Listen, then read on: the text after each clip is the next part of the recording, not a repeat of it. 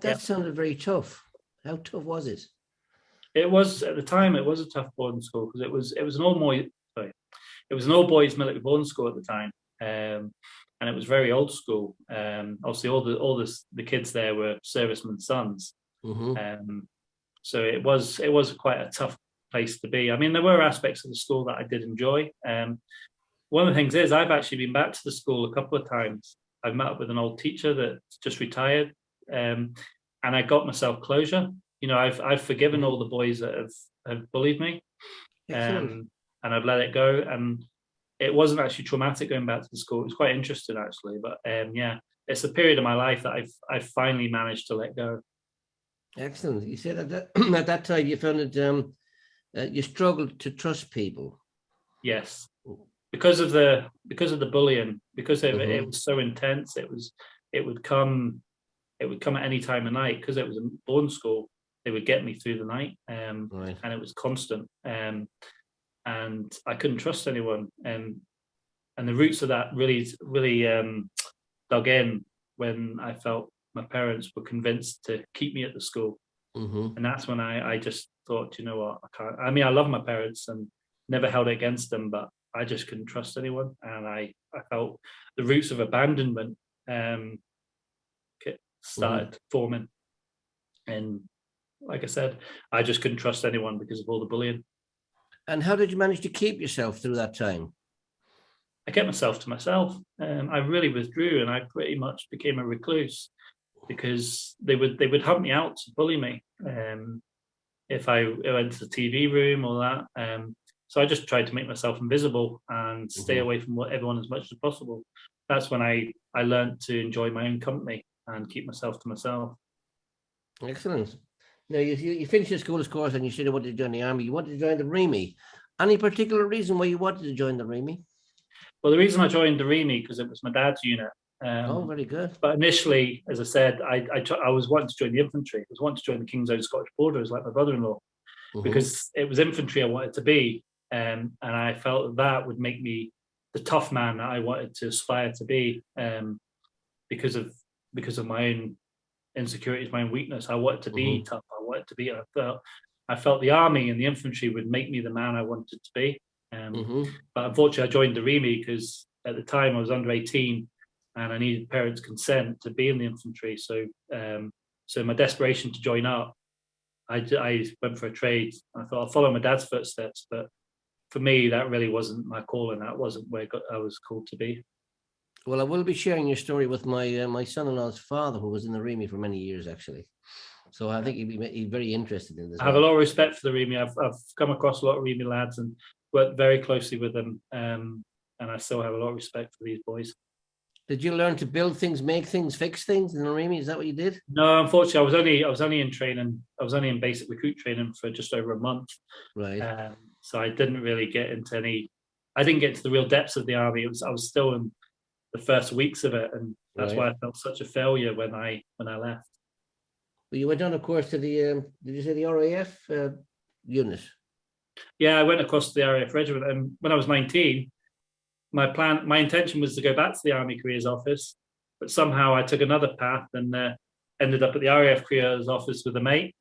That's when I learned about who the RAF regiment was, and I thought I liked the sound of them, and they're meant to be infantry as well, infantry trained. So I thought, do you know what? I'll give this a go, and I never Excellent. looked back. Yeah, you mentioned about the Harrier jets. I think myself one of the best planes ever built, actually, the Harriers. They're quite a versatile aircraft. Yeah. When I was going through training, I think that was the last stages of that type of warfare that we were being trained in, because we Mm-hmm. did trench warfare, so we were learning how to build big 4-man trenches, which literally took 36 hours solid straight, no sleep, to dig it in Wow. and get it all camouflaged and all that. And the No idea of tea that break, no was, tea breaks or anything, no? what's that? No Well, tea breaks, no? yeah, quick food, quick scoff and all that. But yeah, it was because that was designed for when the Harrier forces could be deployed anywhere. I see. The Cold War role for the RAF regiment at that time was they would be the protection for the RAF for the Harrier forces, Mm-hmm. because they could literally go anywhere. Well, you mentioned warfare, that you did get posted, of course, to firstly, to, you said, at Northern Ireland, of course. Yep. What was that like for you? Were you scared going over there at the time, or No, did you have any I preconceptions? suppose I was apprehensive, but to be honest, I mean, I went over there in '99, so the It was troubles over. were nothing compared to what Mhm. they were from the real lads that did the real job. It was quite peaceful to a degree, but we didn't see anything like at the height of the troubles. But it was interesting because I got to serve all over Northern Ireland. I got to see the borders. I went up to Londonderry. I got to patrol the streets of West Belfast. I worked closely with the RUC, with the Army, the Royal Marines. Mhm. So it was quite a varied, but it was a real drinking and partying culture over there as well. Well, Irish Which definitely, I took, yes. yeah. But what I loved about Northern Ireland was the actual people, regardless of the Protestant or the Catholic side. Mhm. The people just wanted peace. They just wanted to get on with their lives. Mhm. It was the idiots that were still fighting or trying to fight in the name of freedom and all that. It Yeah. was just, but yeah, the people as a whole in Northern Ireland, lovely people, still are to this day. I love the place. And you met the girls, of course, as well. You said you met a girl Yes, and you got in trouble I over it. I met a girl from West Belfast, from Hart and Shankill area, typical Protestant West Belfast girl, and I did actually truly fell in love with her. Carried a love for her for a very long time, what I thought was love at the time. But because of who I was at the time and the way I was, I ruined that relationship, like I did every single other relationship I got involved with. Yeah, because you did say you got married around that time as well. Yes, I was seeing a girl from Edinburgh, and I got posted over to Tell us how you met Northern your Ireland wife first. then. And then I went home, we got married, and then we came back to Northern Ireland, and we got a quarter, lived on the base. Mhm. So I was married very young. Okay, you used the word reckless quite a lot in your story. You said you made reckless choices. You were a reckless husband.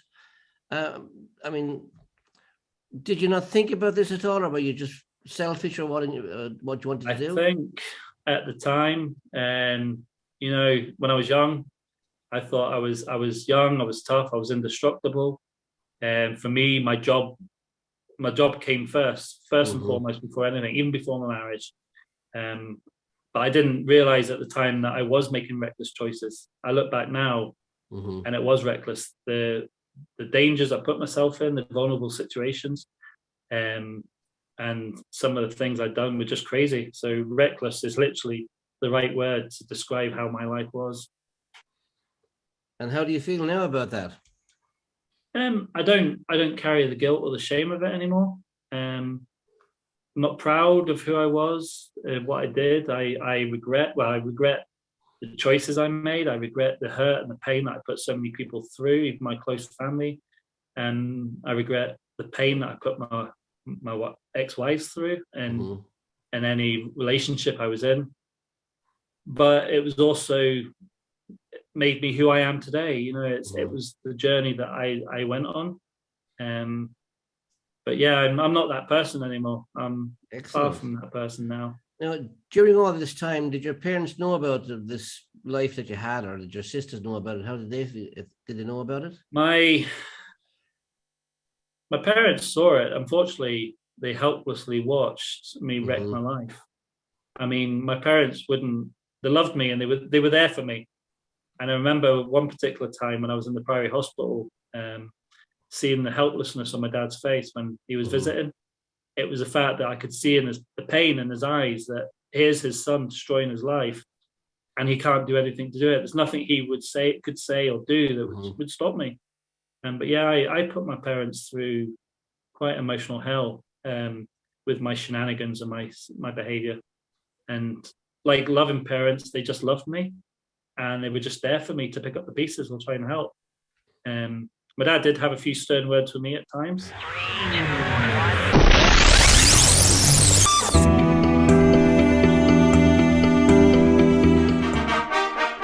He's coming.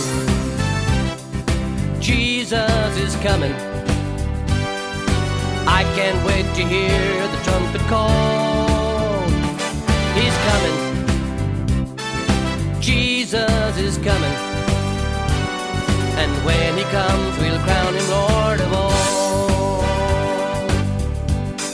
And when he comes, we'll crown him Lord of all. But about things, and that. But at times it wasn't enough to wake me up or shake me out of what I was doing. And you said then, of course, then you went to Kuwait and Iraq. What was that like? I mean, was that scary, or I mean, when you Kuwait wasn't. Kuwait was hot and sandy. It was that was a more routine. That was a routine tour. I mean, there was no real danger to us. We were just a routine protection for the airbase. Right. It was the pilots that were flying into Iraq and enforcing the no-fly zone. They're the ones that had the danger, you know, from being shot at from surface-to-air missiles in Iraq. But Iraq itself was quite eventful. My second tour, especially, more so than the first. You know, there were a couple of close calls, but nothing compared to what the boys and all service personnel have done in Afghanistan. You know, my hat goes off and respect goes to the lads and the women and all the service personnel that have served in Afghan, especially in Helmand and Sangin and all that. They've seen things that I know that I wouldn't have been able to cope with and dealt with things. And that's why I have a real heart for ex-servicemen. I may not have gone through some of the things that they've gone through, but I can relate in certain ways. And you know, the traumas that they bring home, they're fighting on the battlefront. You know, their families are having to live through the hell that when they're fighting for their very sanity each day. And for me, and that's why I called my book The Forgotten Soldier, because that's what I felt like when I was discharged. It's like 1 minute I was a soldier, 1 minute I was forgotten. And that's who they are. You know, the guys that have come back, not just the guys, but the girls who have been discharged, who have left the military, they are the forgotten soldiers, because the military are not doing enough to help them. Now, you said, of course, during this time, of course, where you mentioned about, you know, you got communication from your wife about the baby and everything, and that was from my ex-girlfriend, Sarah. Your ex-girlfriend, yeah. And how did that affect you? You know, as a soldier, did it affect you as a soldier? Or, you know? Initially, because obviously I can only share so much in so short time. But initially, when she first tried to tell me, I just bottled it up. I knew deep down, but I didn't want to know at that time, because I was selfishly thinking about my career. But when she did get in contact a year after it, it made me realize the love that I thought I still carried for her, and it just brought everything back. And I think what I really struggled with was that this was one little precious thing that I would have loved unconditionally, that I would have been the best thing to me, and I never got a chance to know her, to know my daughter. I bottled the grief up initially, and I didn't let it register initially because everything was building up for Iraq, and my focus was on that. But it's when I came back from the war in Iraq that I had time to think. That's when it started to, that's when it came to thing. That's when I started to go through the grieving process, I think, and realizing the loss. You did say that when you came back from Iraq, you weren't the same. What do you think had changed? I think, I mean, I know, obviously, the first tour, it was a very fast, very high intensity pace. You know, it was a very stressful time. We when we went into Iraq, and I think just the sheer fact that we'd gone to war, we were under such pressure, under such stress, and the threat that we had. I think it just totally changed us. And then when I came back, from actually going to war and doing it for real, to then going back to just doing the mundane job, I think it's never the same. And I think just everything, especially with everything with life was building up as well, all my struggles and all that. I think it was trying to come to the surface, and I was trying to suppress it more. Now, were all the guys like in your unit, or were they affected in the same way, or did they feel the same as you, or did you guys ever talk about it? No, the guys at the time that I served with, we didn't talk about it. We just drank. We just, just as I said, we just sucked it up and we just got on with it. It was a real play hard, drink hard culture back then, and emotions wasn't something that we did, and mental health was a real stigma. I mean, when I got discharged, everyone would jokingly say that I was on what you call a rubber gun ship, because I wasn't safe enough to carry a live weapon, and that was the real stigma and the the insult that you got from people, because people just didn't understand at the time, or people didn't know how to deal with it or how to deal with people. It was a real taboo subject, I think, back then. Yeah, you said, because you did tell us you were on a really, really, really destructive road. You tried to overdose, tried to hang yourself, tried to drown yourself. What do you think was driving you to try and basically get rid of yourself?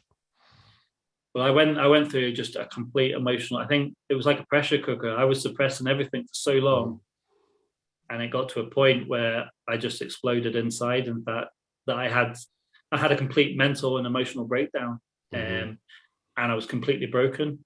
And the more I was trying to control the emotions, the more I was trying to control it by drinking. I was completely all over the place. I was just, and I hated it. I hated who I was. I hated the fact that I would burst into tears in the middle of nowhere, and I just couldn't control my emotions. And I just, and reflecting back on what I'd done, what I'd gone through, and the pain and the hurt,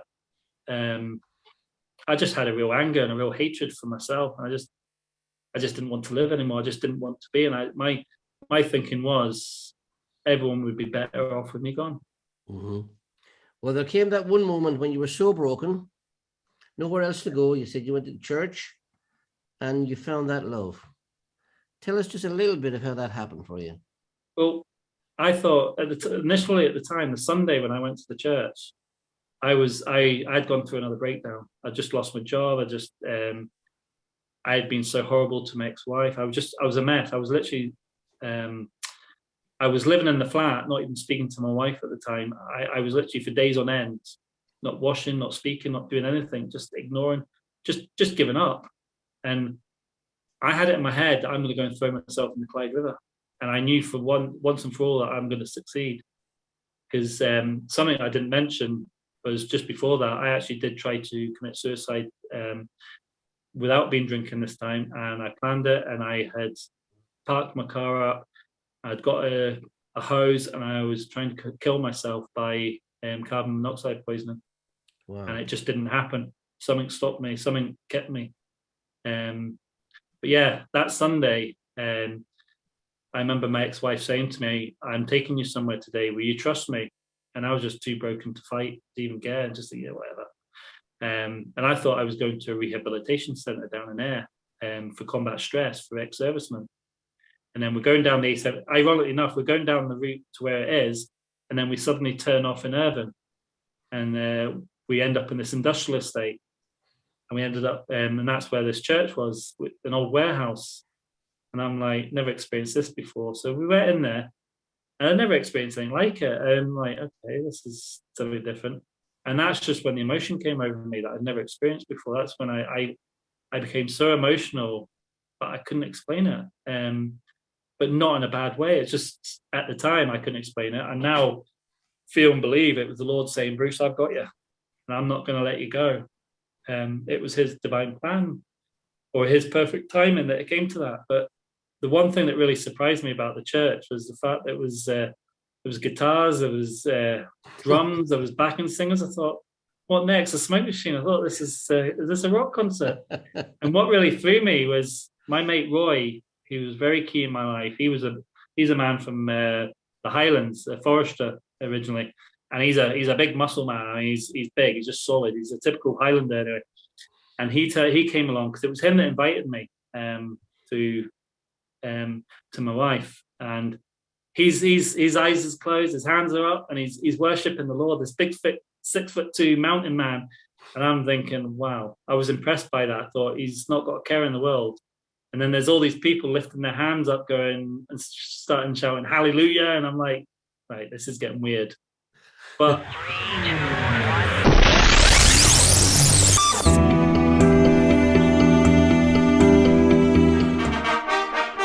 He's coming.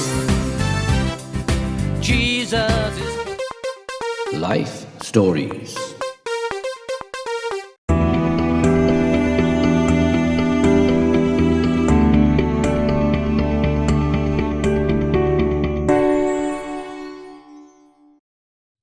it was the preaching. It was a preaching from the pastor that I'd never heard anything like it. And it was as if it was speaking directly to me. When my old pastor, Pastor Bernie, was preaching a message about salvation, about how God offers you he offers you a relationship. He offers you salvation.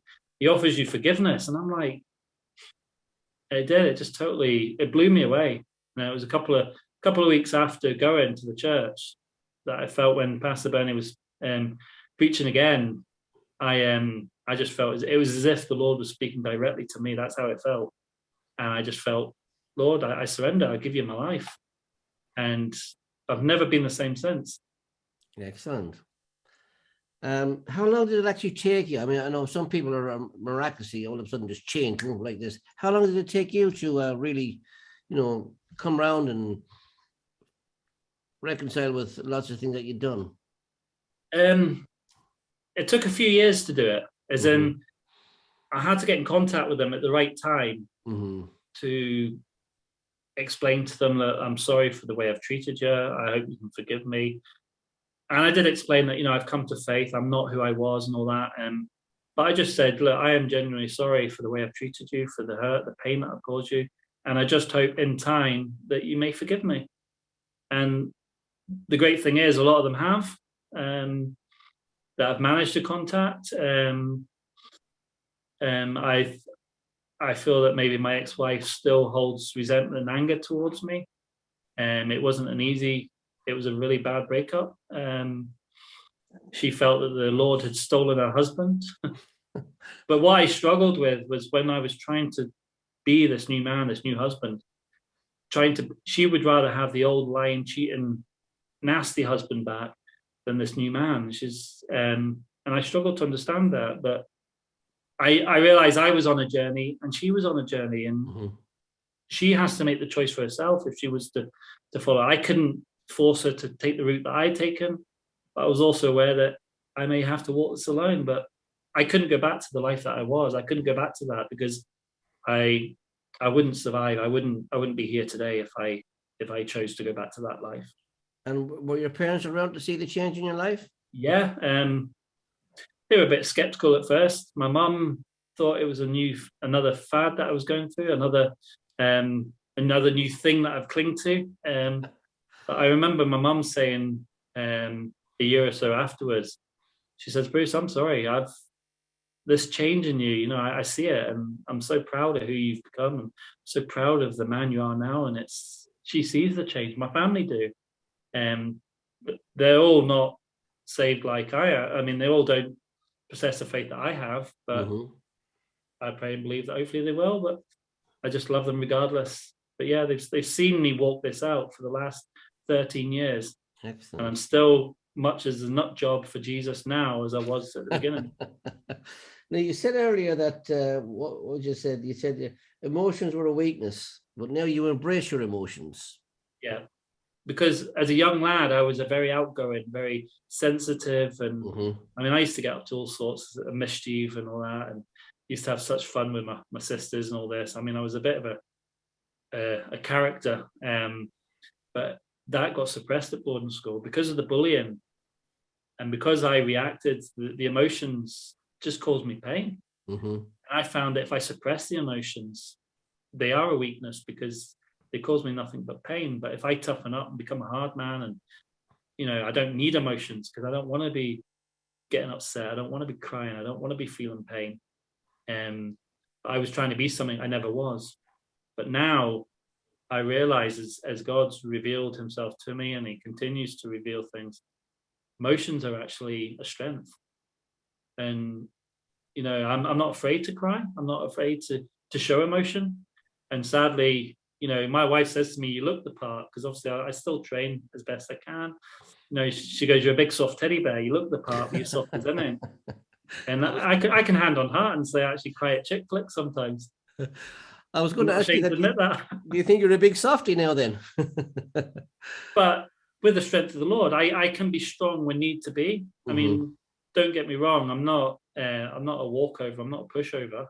I can defend myself. I can stand up for myself when needed. But at the same time, I can show grace, mercy, and compassion and love for others. And I think that is the real strength in men, to be able to embrace emotions. Amen. is enables you to have compassion for others. You said when you became an infantryman, you found your identity. Have you changed that now when you found Jesus? Well, I see myself as a soldier for Jesus now. There's disciplines and roots of the military that will never be taken away from me. It's ingrained in me, mannerisms and the way I do stuff and all that. So, like, do you still get up at 6 o'clock in the morning?